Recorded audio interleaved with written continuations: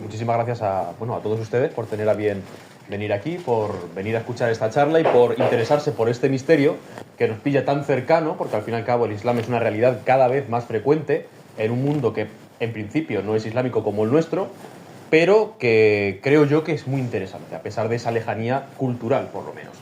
Y lo vamos a abordar desde una aproximación, porque aquí podríamos estar hablando días, pero va a ser una pequeña aproximación al Islam suní y al chií, porque nosotros lo que conocemos, la mayoría de lo que conocemos nosotros sobre el Islam es del Islam suní, porque son nuestros vecinos. Marruecos es suní, Argelia es suní, Túnez es suní, son todos esos países que siguen la tradición islámica suní, que ahora veremos lo que es. Sin embargo, hay otra realidad más hacia Oriente, Persia, tradicionalmente, Irán, partes del Yemen, partes del Líbano, que siguen otra tradición distinta. Creen en Mahoma y creen en Alá, el único dios de los musulmanes, pero siguen otra tradición que en algunos puntos es verdaderamente diferente. Bueno, vamos a meternos de lleno en este tema. Simplemente un pequeño índice de lo que vamos a ver. Vamos a abordar primero, podemos decir, un contexto, o sea, cómo surge el Islam, quién es Mahoma, quién es Alá, si Alá existía en la mente de los árabes antes de la revelación de Mahoma y del Corán. Es decir, vamos a descubrir un poco el principio del Islam como religión y después veremos dónde y cuándo surge ese cisma entre la sunna, la tradición en árabe, y la shia, o sea, los partidarios de Alí, que también veremos quién es. Primero de todo tenemos que retrotraernos a la Arabia del siglo VII después de Cristo. Es el momento en el que surge el Islam. A partir de ahora vamos a quitarlo de después de Cristo porque todo lo que sucede en la historia del Islam es obviamente después de Cristo, ¿de acuerdo? Por lo tanto, imagínense ustedes estos momentos en los que Arabia es, como sigue siendo hoy en día, un lugar desértico, un lugar misterioso, de arenas eternamente ardientes por las altas temperaturas, pero que sin embargo es un lugar lleno de vida. Y esa vida reside en menor medida y de una forma transformada en el comercio, pero residía en ese momento en otro tipo de comercio que era la caravana. La caravana de la ruta del incienso, la caravana de las rutas de las mercancías exóticas que venían de la India, que venían de los océanos y que iban a las costas, por ejemplo, del Mediterráneo, pues pasaban en muchas de ellas, en muchas ocasiones, por Arabia, por lo que hoy en día es Arabia Saudí. De manera que una de las ciudades más importantes en ese camino, lleno de misterios y lleno de leyendas también, era la Meca. La Meca y Medina. Hoy en día resuenan en el imaginario colectivo de todos nosotros esas dos ciudades. Medina no significa nada más en árabe que ciudad. La ciudad por antonomasia, la ciudad con mayúscula. Sin embargo, el nombre que tenía esa ciudad antes de denominarse ciudad, Medina, por parte de los musulmanes, era Yatrib. Saldrá en la conferencia simplemente para que no nos perdamos en esa terminología. Además de ese contexto, podemos decir, económico que tenía Arabia, que tenía concretamente Yatrib, Medina, y la Meca, creo que es interesante abordar el tema religioso. O sea, estos señores que se enriquecían con el comercio que pasaba por sus tierras, que podemos decir manejaban y controlaban el paso de caravanas, siempre desde un punto de vista muy acogedor y desde un punto de vista muy hospitalario, pero al fin y al cabo su vida y su pan se lo ganaban comerciando con los propios comerciantes, es decir, una gente superviviente en medio de esas arenas. Y como decía, aparte de ese lado económico, yo creo que el lado religioso es también muy interesante de descubrir. Siempre, en cualquier civilización, en cualquier país, en cualquier crónica de viajes incluso que se pueda contar, creo que la religión es uno de los factores que más influye en el territorio. Pues bien, los árabes preislámicos, antes de la revelación de Mahoma, eran politeístas. De hecho, una de las mayores batallas que tiene el Islam dentro de sí mismo como religión es la lucha contra el paganismo, contra el mushrikiyin, como lo llaman los árabes, que son los asociadores, los idólatras. Si lo comparamos con el cristianismo, por ejemplo, es muy llamativo, porque en principio el cristianismo no lucha en sus orígenes tan vivamente contra la idolatría, simplemente porque surge de una religión que ya es monoteísta, que es el judaísmo. Se da por hecho que somos monoteístas en el principio del cristianismo. Sin embargo, aquí no. Aquí surge de un politeísmo, además, exacerbado, en el que la cantidad de dioses es innumerable. Se dice que había más de 360 dioses en la Kaaba, esa gran, podemos decir, ese gran edificio cúbico que sigue hoy en día en Arabia Saudí y que existía, como veremos a continuación, antes del Islam. Pero esa religión se basaba en la adoración o en la veneración, porque la frontera está muchas veces un poco podemos decir diluida entre ambas, de los betilos. Betilos, Bet-El, significa la casa del dios. Es decir, era una suerte de piedras, muchas con rasgos, otras sin ellos, que hacían la función de casa del dios. Es decir, o eran el dios en sí mismo, o eran un canal de adoración a través del cual el creyente podía acercarse. Allí vemos uno de los mapas, pues bueno, de estas rutas que pasaban por lo que hoy en día es Arabia Saudí. Aquí hoy en día tenemos Omán y Yemen, y tenemos Meca y Medina. Como ven ustedes, está, bueno, pues es un nudo de comunicaciones entre todas esas rutas. Además, era un politeísmo muy curioso. Era, como decimos y como vemos ahí, anicónico. Y puede parecer curioso que digamos que era anicónico cuando estamos viendo una cara. Y estamos viendo allí algo que parece un ser humano o una figura humanoide. Bueno, por eso precisamente lo he puesto entre comillas, porque se denomina anicónico el politeísmo preislámico, de la Arabia preislámica, porque los rasgos que esbozaban, nunca mejor dicho, en esas esculturas eran esquemáticos, es decir, no representaban nunca a una persona desde un punto de vista realista, como puede ser en la tradición grecolatina, sino que simplemente representaban al dios con sus atributos. Por eso recibe ese adjetivo. Ya que estamos dentro de la religión, me gustaría decirles y comentarles y enseñarles y presentarles además quién era el dios mayor del panteón árabe preislámico. Se llamaba Jubal. Hay referencias a él en los textos preislámicos, muchísimas obviamente, porque era un dios, pero incluso en los textos islámicos, llamándolo y mencionándolo como un ídolo, incluso a veces como un demonio. Es decir, sin ir más lejos, Jubal era el dios de la lluvia, de la guerra y de la adivinación. Era el dios supremo y el dios mayor, como decíamos, del panteón árabe. Y hay una cosa muy curiosa que me gustaría comentarles, que es cómo se realizaba la adivinación con este dios.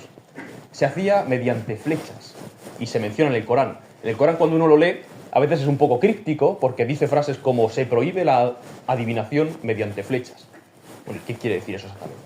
Está haciendo referencia al dios Jubal y a cómo se adivinaba en la casa de este dios. Para que ustedes se hagan la idea, había una gran estatua de este dios, del dios Jubal, en medio de la Kaaba, de ese edificio cúbico, que vemos hoy en Arabia Saudí, y estaban alrededor de él sus sacerdotes.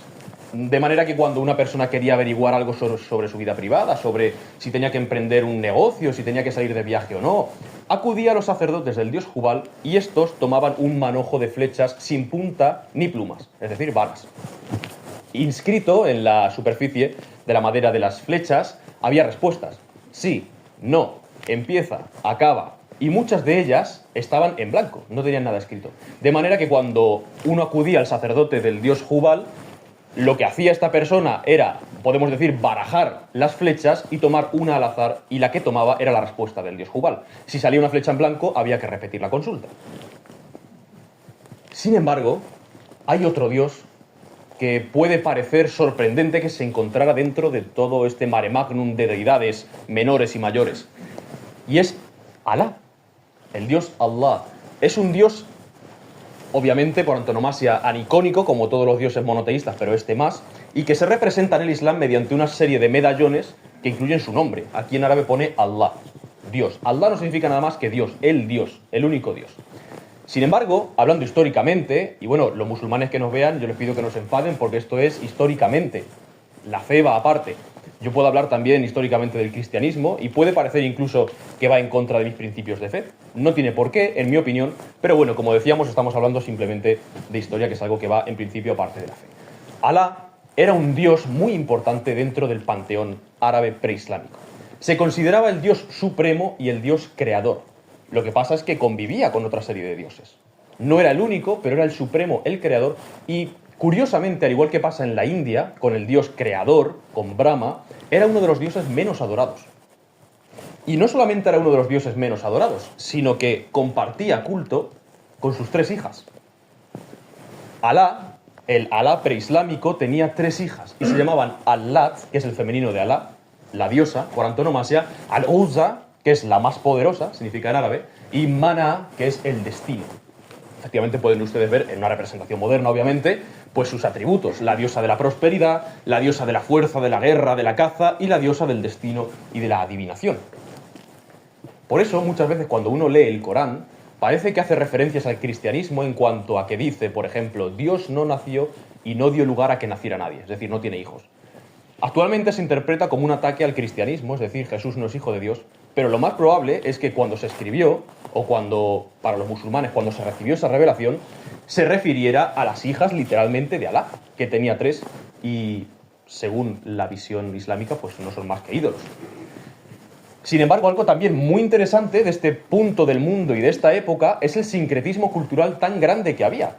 Es decir, no solamente la variedad de dioses es inmensa, sino que los dioses migran.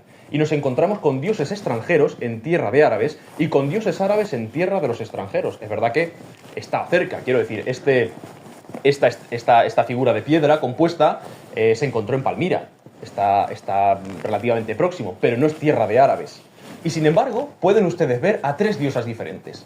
A Némesis, una diosa grecorromana, a Al-Lat, hija de Alá, según la tradición preislámica, y al oferente que ordenó que se esculpiera esa obra.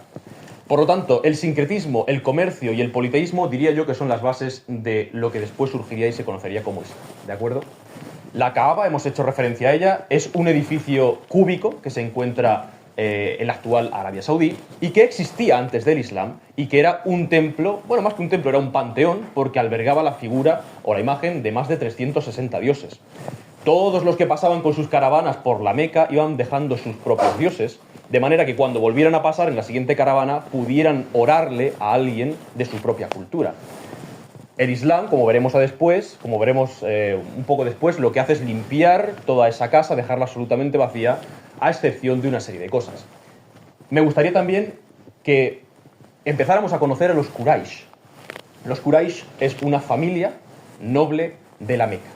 En este momento eran los que, podemos decir, los que mayor poder ostentaban dentro de la ciudad y los que se llevaban la mayor parte del beneficio de todos los comerciantes que pasaban por ahí. Por lo tanto, también manejaban, controlaban y podemos decir que mantenían la Kaaba y todo el culto alrededor de ese lugar. Y coincide que los Quraysh son la familia en la que surgió Mahoma.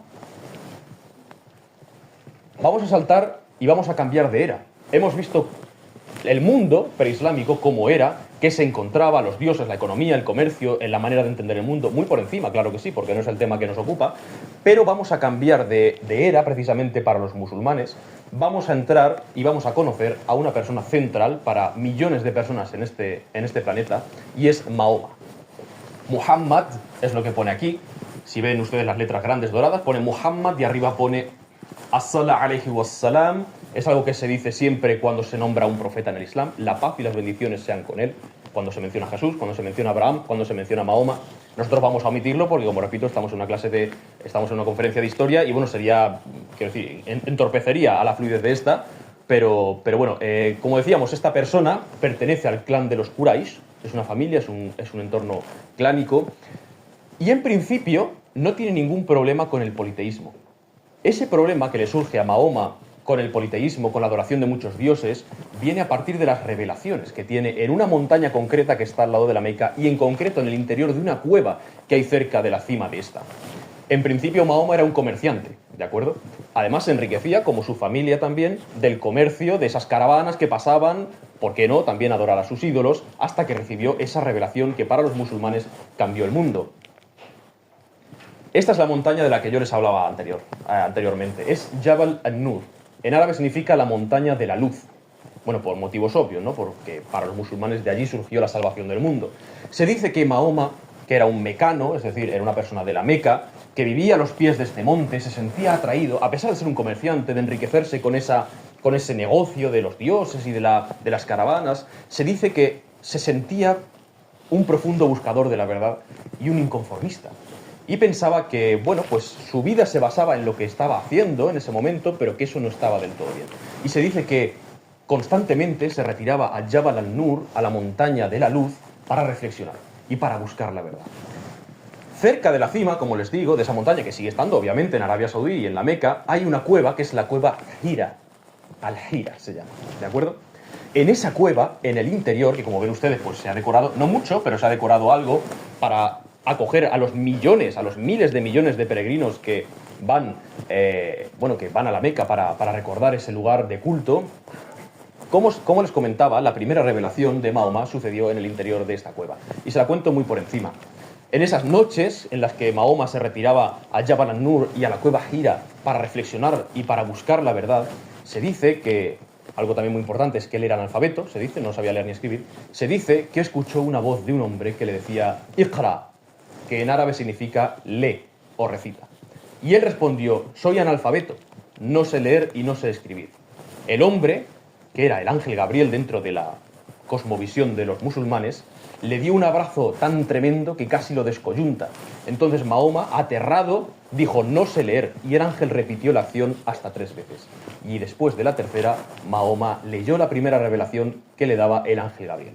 Eso es cómo surge, dentro de la mente de los musulmanes, el Islam. Y el punto concreto es este. Por lo tanto, lo sagrado de este lugar es muy grande. Yo quiero que vean la diferencia abismal que hay entre las revelaciones de Mahoma en la Meca y en Medina, en la ciudad que vamos a ver a continuación. Porque algo que vamos a ver, pero les adelanto, es que en cierto momento él tiene que huir de la Meca porque es perseguido por los Quraysh, que ven amenazado su comercio, su modo de vivir, ¿no? El politeísmo, las caravanas. Esto es una revelación de Mahoma dentro del Corán en la Meca, es decir, cuando todavía no ha sido perseguido, simplemente está recibiendo revelaciones. Dice, lo leo en árabe por lo del significante y el significado y después en español, ¿de acuerdo? Bismillahirrahmanirrahim. Qul ya ayyuhal kafirun la a'budu ma ta'buduna wala antum abidun ma a'budu wala ana abidu ma abattum wala antum abiduna ma a'budu lakum dinukum walidin. Significa, en nombre de Dios el clemente y el misericordioso, di, oh infieles, los que no son musulmanes, yo no adoro a lo que vosotros adoráis, y vosotros no adoráis a lo que yo adoro. Yo no soy un adorador de lo que vosotros adorasteis, y vosotros nunca habéis sido adoradores de lo que yo adoro. Para vosotros vuestra religión y para mí la mía. Estamos viendo que hay una disensión, no creemos lo mismo, pero para vosotros vuestras creencias y para mí la mía. Veremos después que el tono, cuando Mahoma va a Medina y se hace fuerte y vuelve con un ejército, cambia totalmente. Como les decía, en cierto momento, los Quraysh y toda la Meca, viendo amenazados su modo de supervivencia, que es el comercio con las caravanas y la acogida de esos peregrinos que vienen a la Kaaba precisamente a adorar a esos 360 dioses, decide expulsar a Mahoma después, además, de momentos muy tensos en los que incluso se tortura a los primeros musulmanes. Mahoma decide abandonar la Meca y acudir a Medina y a Trib, ¿de acuerdo? Y allí, en el año 622, permanece hasta el año 630, 8 años. Y en ese tiempo, Mahoma no solamente convence a la mayoría de la población de Medina de hacerse musulmanes, sino que se hace fuerte, consigue un ejército y vuelve a los pocos años triunfante a la Meca. La conquista y se hace señor de la misma. He de decir que en esta conquista o reconquista de la Meca, desde el punto de vista de los musulmanes, no se derramó apenas sangre. Fue una conquista pacífica porque vieron abrumados como su vecino, que hacía 8 años se había ido, podemos decir, ocultándose entre las sombras, con miedo a que lo mataran, volvía como jefe de un ejército. Y una vez que Mahoma se hace fuerte y es el líder de un ejército y está en Medina, está en la Meca después de haberla conquistado, seguro de sí mismo, recibe esta serie de revelaciones. فَإِذَا إِنْسَلَخَ الْأَشْهُرَ الْحُرُمْ فَأُقْتُلُوا الْمُشْرِكِينَ حَيْثُ وَجَدتُّمُوهُمْ وَخُذُوهُمْ وَاسْحَرُوهُمْ وَاقْعَدُوا لَهُمْ كُلَّ مَرْصَدٍ فَإِنَّ تَابُوا وَأَقَامُوا الصَّلَاةَ وَآتُوا الزَّكَاةَ فَخَلُّوا سَبِيلَهُمْ إِنَّ اللَّهَ غَفُورٌ رَحِيمٌ. Cuando pasen los meses sagrados, en los que no se puede hacer la guerra ni se puede matar, había una serie de meses sagrados, matad a los infieles donde quiera que los encontréis. Prendedlos, cercadlos, asediadlos y tendedle toda suerte de trampas. Pero, si vuelven a la oración, si se arrepienten y pagan el impuesto que no pagan los que son musulmanes en un país musulmán, dejadlos, porque Dios es compasivo y perdona. Vemos que el tono ha cambiado mucho. Se ha pasado de la convivencia más o menos pacífica a una convivencia, porque también hay convivencia, pero bajo ciertos límites. Como les digo, cuando Mahoma vuelve a la Meca, lo primero que hace, aparte de ver asombrado esa rendición incondicional de su propia ciudad, es acudir a la Kaaba. Y se dice que, como decíamos, lo primero que hace es acabar con todos los ídolos que existían. Esas 360 estatuas, Jubal en medio y todas las deidades menores, las destruye y solo deja 2 elementos. Actualmente la Kaaba está vacía, no hay nada. Hay 3 columnas que sujetan el techo como símbolo del Dios único inmaterial. Pero deja 2 elementos. Uno es la piedra negra. se llama así, la Piedra Negra. Está incrustada en uno de los muros de la Kaaba, que como ustedes ven es un edificio descomunal, y la Piedra Negra es básicamente un meteorito. Se ha testado científicamente que es un meteorito que procede del espacio y que se adoró en época preislámica como un betilo. Es decir, era una propia casa de Dios, de aquellas que hemos dicho que se adoraba como presencia viva de uno de los dioses, pero que no sabemos muy bien, Mahoma decide dejar. Quizá la historia actual dice que fue la Piedra Negra. Hay dos leyendas. Una dice que fue el primer altar que Adán y Eva edificaron a Dios, y la otra dice que fue la piedra sobre la que Abraham intentó sacrificar a su hijo antes de que Dios lo detuviera. Es decir, se creó una leyenda, podemos decir, o una creencia alrededor de esa piedra y permaneció. Pero lo más chocante es que también permaneció un icono bizantino de la Virgen María con el niño Jesús. Fue lo único que Mahoma respetó dentro de la Kaaba. La piedra negra, que es algo más misterioso, y el icono bizantino de la Virgen María. Luego desapareció, pero de momento fue respetado. Sin embargo, desde que Mahoma vuelve a la Meca en el año 630 hasta que Mahoma muere, pasa muy poco tiempo. Pasan 2 años. Mahoma disfruta de su victoria en la Meca solamente durante 2 años. Y en esos 2 años se llevan a cabo una serie de campañas militares que son bastante exitosas, como la campaña de Tabuk, en la que el propio Mahoma lleva un ejército a la parte norte de Arabia Saudí, de lo que hoy es Arabia Saudí, entiéndanme, para enfrentarse al propio imperio bizantino. Entiéndanme, unos pastores, unos comerciantes perdidos del desierto le plantan cara al imperio, todopoderoso imperio bizantino. Es verdad que nunca se libró batalla, los bizantinos ni siquiera acudieron a luchar con ellos, pero dentro del imaginario musulmán es un momento fundacional y clave. Y como decíamos, en el año 632, el profeta de los musulmanes muere. Y aquí es donde empieza el motivo central de nuestra conferencia. Cuando Mahoma muere, no designa un sucesor. Cuando Mahoma muere, el misterio empieza, igual que cuando muere, por ejemplo, Alejandro Magno.